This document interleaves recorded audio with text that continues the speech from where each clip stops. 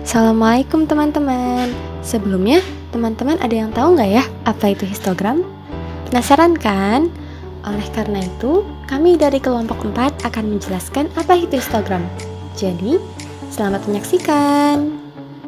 Sebelum masuk ke materinya, aku akan memperkenalkan anggota dari kelompok 4 dulu ya. Yang pertama ada Khalif Ikhlas Al-Fatah. Yang kedua ada Azra Hilya Izzati, yaitu aku sendiri. Yang ketiga ada Keisha Najwa Al-Arashi. Yang keempat ada Muhammad Dafa Purnama S. Dan yang kelima ada Ayyida Jayyinatuddiniyah. Keenam ada Indra Fathar-Rahman. Dan yang terakhir ada Sebastian Mahitabel. Pertama-tama, definisi histogram adalah representasi grafis atau diagram yang mengatur dan menampilkan frekuensi data sampel pada rentang tertentu. Frekuensi data yang ada pada masing-masing kelas direpresentasikan dengan bentuk grafik, diagram rotang, atau kolom.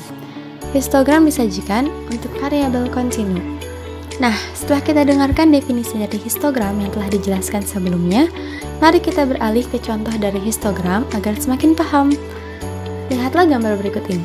Dari gambar tersebut, kita bisa melihat bahwa pada sumbu X tertulis tinggi pohon pinus dengan skala meter, dan dalam sumbu Y tertulis frekuensi jumlah pinus. Kita bisa membaca data histogram tersebut sebagai berikut. Yang pertama, terdapat 2 pohon pinus yang memiliki rentang tinggi antara 10-12 meter. Yang kedua, terdapat 3 pohon pinus yang memiliki rentang tinggi antara 12-14 meter. Dan yang ketiga, terdapat 1 pohon pinus yang memiliki rentang tinggi 14-16 meter. Histogram juga berbeda ya dengan diagram Batrang. Salah satu perbedaannya adalah histogram mewakili data yang bersifat kuantitatif, sedangkan diagram batang mewakili data dengan kategori tertentu. Histogram ini juga ada jenis-jenisnya loh, terutama ada 2 jenis dari histogram yang ada di Microsoft Excel, yaitu histogram dan Pareto.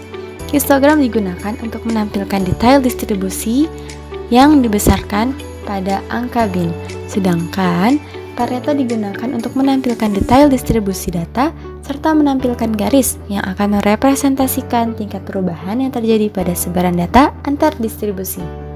Histogram juga punya manfaat yang signifikan.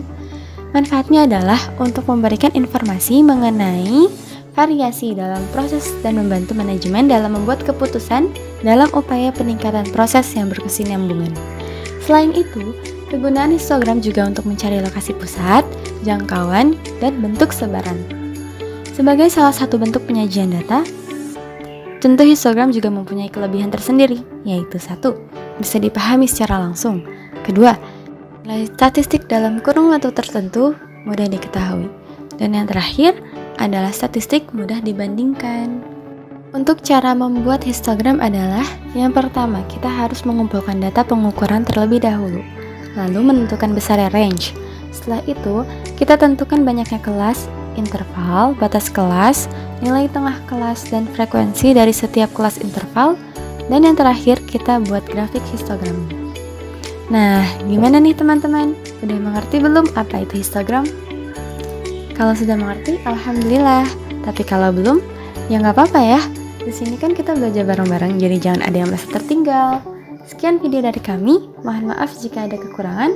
Wassalamualaikum warahmatullahi wabarakatuh.